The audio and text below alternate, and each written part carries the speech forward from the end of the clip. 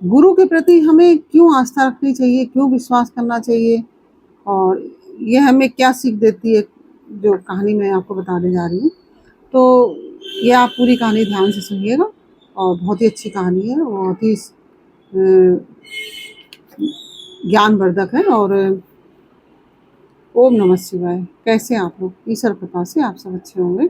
ईश्वर सब पे कृपा बनाए रखे, सबका कल्याण करें। आज मैं बता रही हूँ गुरु के प्रति आस्था और विश्वास क्यों रखें और उससे हमें क्या प्राप्त होगा। इसके लिए हम माता सती के प्रसंग उठाते हैं। तो माता सती का एक प्रसंग सुनाते हैं, उससे आप समझिए। तो सती जी कथा श्रवण करने गई थी और सत्संग और कथा श्रवण की पहली शर्त क्या है?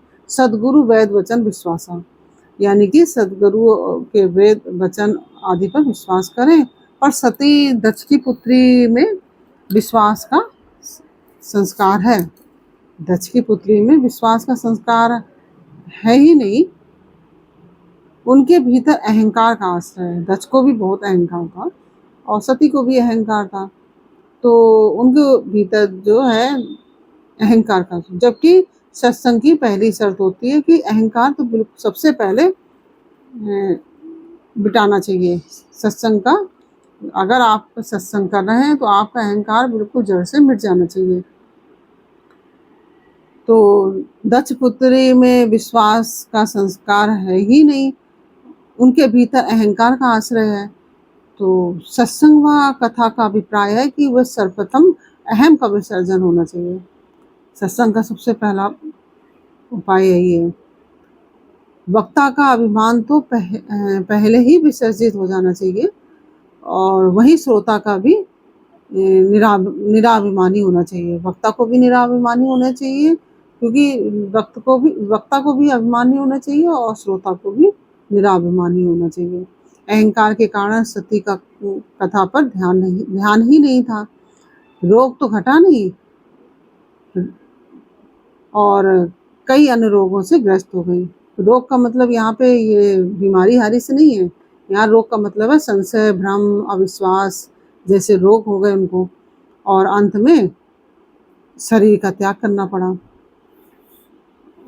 यही सबसे बड़ा रोग है, अहंकार, भ्रम, अविश्वास, संशय, यही सबसे बड़ा हमारे जीवन का रोग है। और रोग तो चलो दवाई से ठीक किया जाता है, इसकी कोई दवाई भी नहीं है जब तक ये आदमी स्वयं इसमें स्वयं आदमी को इसमें आगे बढ़ना पड़ेगा, इन सब चीज़ों से दूरी करने के लिए। चलिए आगे बढ़ते हैं। जब वह पार्वती के रूप में जन्म लेती हैं तो सत्संग कथा और गुरु चरणों में विश्वास के कारण उनके सब रोग जो थे, जो कि संशय, अविश्वास, भ्रम आदि जैसे रोग थे, वह सब उनका दूर हो गए और अहम भी खत्म हो गया, उनके दूर हो जाते हैं। उनके सदगुरु हैं नारद जी। पार्वती जी तो आप सभी जानते हैं, नारद जी के सदगुरु नारद जी, माता पार्वती के सदगुरु नारद जी हैं और जिन्होंने उन्हें शंकर जी को पाने के लिए उपाय बताया। पार्वती जी सदगुरु वेद वचन विश्वासा, पार्वती जी कहती हैं सदगुरु वेद वचन विश्वासा से ओत प्रोत कहने वाली हैं। नारद जी मेरे गुरु हैं, शंकर जी मेरे आराध्य हैं। शंकर जी ने सप्त ऋषियों से पार्वती जी के विश्वास की परीक्षा लेने के लिए कहा। सप्त ऋषि जो थे उनसे कहा कि पार्वती जी की परीक्षा लीजिए।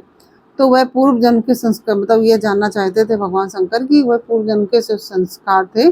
अहम का जो थे, उनका अहम था, संशय था, भ्रम, विश्वास, ये सब अविश्वास मिटा कि नहीं मिटा उनका, इन चीज़ों का पता लगाने के लिए भगवान शंकर ने सप्त ऋषियों से कहा कि पार्वती की परीक्षा लेने के लिए, और वह पूर्व जन्म के संस्कारों से मुक्त है कि नहीं, ये पूरा तरह से शंकर जी जानना चाहते थे।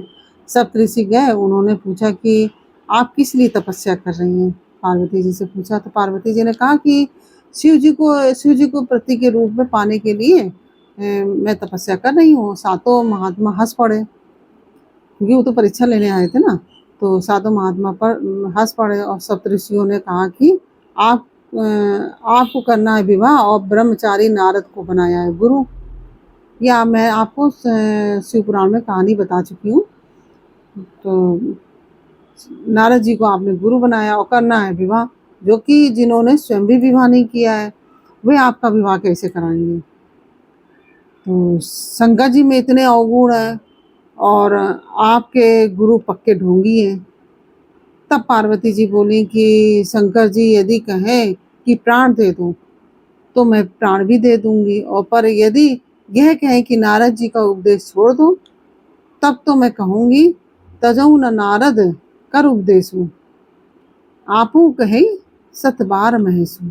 यदि शंकर जी भी कहें कि तो भी मैं गुरु के उपदेश में विश्वास नहीं छोड़ूंगी। गुरु के वचन में विश्वास और दृढ़ आस्था का आधार शंकर जी के प्रति प्रेम ही है। पार्वती जी तपस्या में लग गई इतना कह के। तब श्रद्धा और विश्वास का स्वरूप पार्वती जी के जीवन में आप देख ही सकते हैं। और इसी ये तपस्या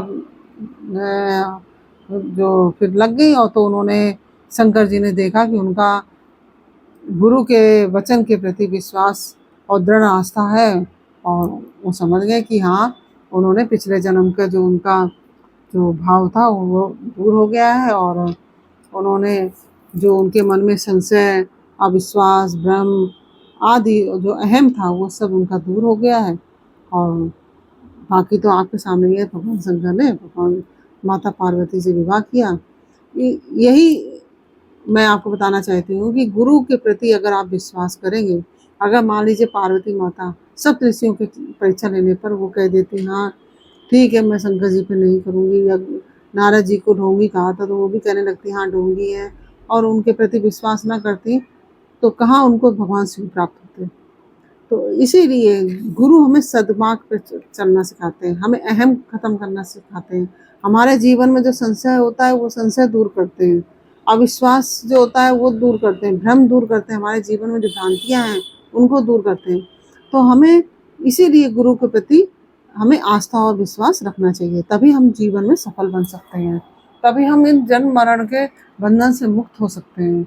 और गुरु के प्रति आस्था ही रखना चाहिए। भगवान भी अपने गुरु के प्रति आस्था ही रखते थे, और भगवान ने हमेशा कहा है कि गुरु को हमेशा सर्वोपरि रखो। गुरु गोविंद ओ खड़े काके लागो पाए बलिहारी गुरु आपने गोविंद जी बताया। गुरु ही है जो हमें भगवान तक पहुंचने का मार्ग सिखाते हैं कि गोविंद को कैसे प्राप्त किया जा सकता है, ईश्वर को कैसे प्राप्त किया जा सकता है। तो अगर हम उन पर विश्वास और आस्था नहीं रखेंगे तो हम कैसे भगवान को प्राप्त कर सकेंगे। और इस तरह से मैंने आपको जानकारी दी है। जानकारी आपको कैसी लगी है मुझे कमेंट बॉक्स में अवश्य बताइए। अच्छी लगी हो तो वीडियो को लाइक शेयर अवश्य कीजिए, और कमेंट में राधे राधे अवश्य लिखिए। और यदि आपने हमारे चैनल को सब्सक्राइब नहीं किया तो प्लीज़ हमारे चैनल को सब्सक्राइब कर लीजिए, और बेल आइकन बटन अवश्य दबा दीजिए, जिससे कि हमारे आने वाले सारे वीडियोस आपको प्राप्त हो सकें। फिर मिलते हैं आपसे अगले वीडियो में एक नई जानकारी, एक नई कहानी के साथ। और इसी तरह से आप अपने गुरु पर विश्वास रखें, आस्था रखें, और इस जीवन से, ये जीवन के जब जन्म मरण बार बार हमको गर्भ में आना पड़ता है, मरना पड़ता है, इन सबसे मुक्ति प्राप्त हो। और गुरु की कृपा सब पर बनी रहे, यही मेरे गुरु जी से प्रार्थना है। बोलो गुरुदेव भगवान की जय।